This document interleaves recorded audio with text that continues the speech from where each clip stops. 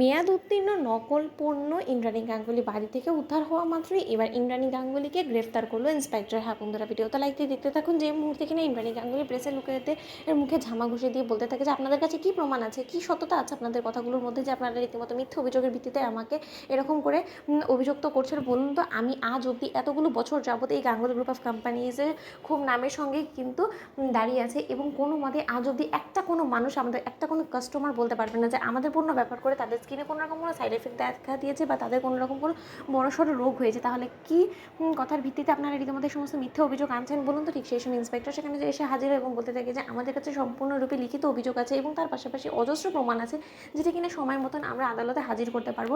Mrs Ganguly, কিন্তু তার আগে আপনাকে একটা কথা বলে রাখছি যে আপনি যে সমস্ত ভিত্তিহীন কথাবার্তাগুলো বলে আপনি প্রেসের লোকেদেরকে গোমরা করার চেষ্টা করছেন, সেটা করে আপনি কোনো মতে আজকে এত সহজে পার পাবেন না। কারণ আপনার বাড়িতে রীতিমতো আমরা আজকে অভিযান চালাবো, এবং অভিযান চালানো মাত্রই আমাদের কাছে সুস্পষ্ট খবর আছে যে আপনার বাড়ি থেকে ওই নকল মেয়াদ উত্তীর্ণ প্রোডাক্টসগুলো আমরা উদ্ধার করতে পারবো। ঠিক সেই সময় আয়ুষ বলতে থাকে যে ঠিক আছে ইন্সপেক্টর, আপনাদের মন রক্ষার খাতিরে আপনারা চাইলে আপনারা অভিযান চালিয়ে নিতে পারেন। ঠিক সেই সময় অভিযান চালানোকালীন মেঘা যখন কিনা বলতে থাকে যে ইন্দ্রাণী গাঙ্গুলি, তুমি এতটা দাবি করে এতটা কনফিডেন্টের সঙ্গে যে কথাগুলো বলেছো সেটা তো কোনো মতেই টেকবে না ধারে। কারণ আমি স্বয়ং নিজে একের পর এক বক্স ভর্তি নকল পণ্য তোমার বাড়িতে এনে রেখেছি, যাতে করে কিনা পুলিশ যখন অভিযান চালায় তখন যাতে পুলিশের হাতে নাতে সেই প্রোডাক্টসগুলো পড়েছে, এবং তার পরবর্তীতে পুলিশ যাতে তোমাকে নকল পণ্য বিক্রির দায়ে এবং এত কাস্টমারের জীবন নিয়ে ছেলেখেলা করার দায়ে তোমাকে গ্রেফতার করে, এবং সেটা নিশ্চিত করার জন্য যে মেঘাই বাড়িতে আছে। তুমি সেটা কেন বুঝতে পারছো না বলো তো?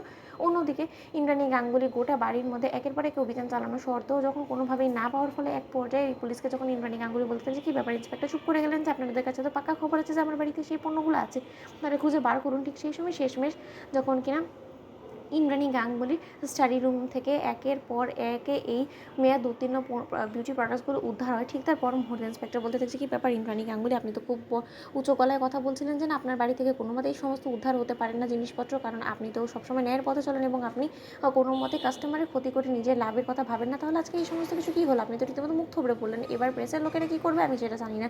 ঠিক সেই সময় প্রেসের লোকেরা যখন কিনা লাইভ গিয়ে বলতে থাকে যে ইন্দ্রাণী গাঙ্গুলি বাড়ি থেকে উদ্ধার হলো রীতিমতো মেয়াদ উত্তীর্ণ এবং নকল পণ্যগুলো, এবং দিনের পর দিন ইন্দ্রাণী গাঙ্গুলি নকল পণ্য বাজারে ছেড়ে আমাদের মতন গ্রাহকদের সঙ্গে প্রতারণা করে চলেছে, এবং প্রতারণার দায়ে ইন্দ্রাণী গাঙ্গুলিকে হাতে নাতে পুলিশ গ্রেফতার করতে চলেছে, এবং আমাদের সঙ্গেই থাকুন, আমরা লাইভ দেখাচ্ছি সমস্ত কিছু আপনাদের কাছে।